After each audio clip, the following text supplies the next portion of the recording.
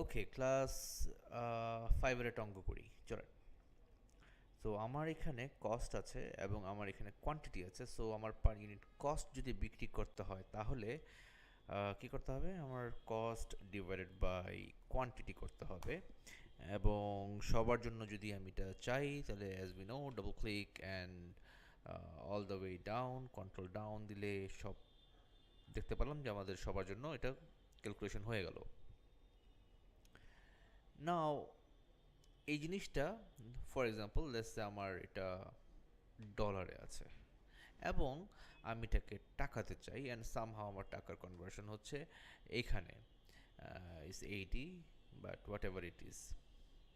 So আমি চাই যে এই পার ইউনিট কস্টটা আমি এখন টাকাতে দেখাবো। সো কী করতে পারি? আমি এখানে এটা টাইমস এই সেল যদি দেখিয়ে দিই, first one is done and double click and oh no, so কিছুটা প্রবলেম হলো।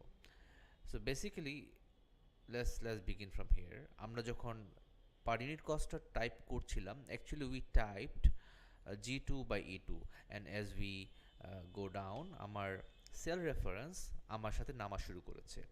But when it comes to টাকা, আমি এখান থেকে স্টার্ট করেছি, অ্যান্ড এগেইন আমি যখন নামা শুরু করেছি আমার সেল রেফারেন্সগুলো নামা শুরু করেছে। So we started here, but unfortunately আমার এই ভ্যালুটা, যেটা আমার exchange rate is no longer is 80, is 0। So that's why আমার সবার জন্য 0 দেখাচ্ছে। সো হোয়াট আই ওয়ান্ট, যে দেখো ভাই, তুমি আমার সাথে নামবা, this blue one, but the red one তুমি কিন্তু উপরে থাকবা সামওয়্যার হিয়ার, এবং আমি তোমাকে ফিক্স করে দিব। So how do you fix it? এক্সেলে ফিক্স করার জন্য we use dollar sign. So basically we come over here এবং এখানে শিফট 4 দিয়ে একটা ডলার দিই এবং শিফট 4 দিয়ে আরেকবার ডলার দিই, একবার কলামের আগে একবার রোর আগে। ডিটেলস আমি পরে আসতেছি how it works, but it gets the job done.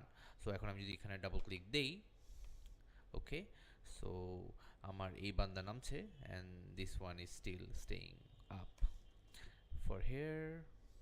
Yep, it's working. So now there is a shortcut for it. শর্টকাটটা হচ্ছে F4. So let's say,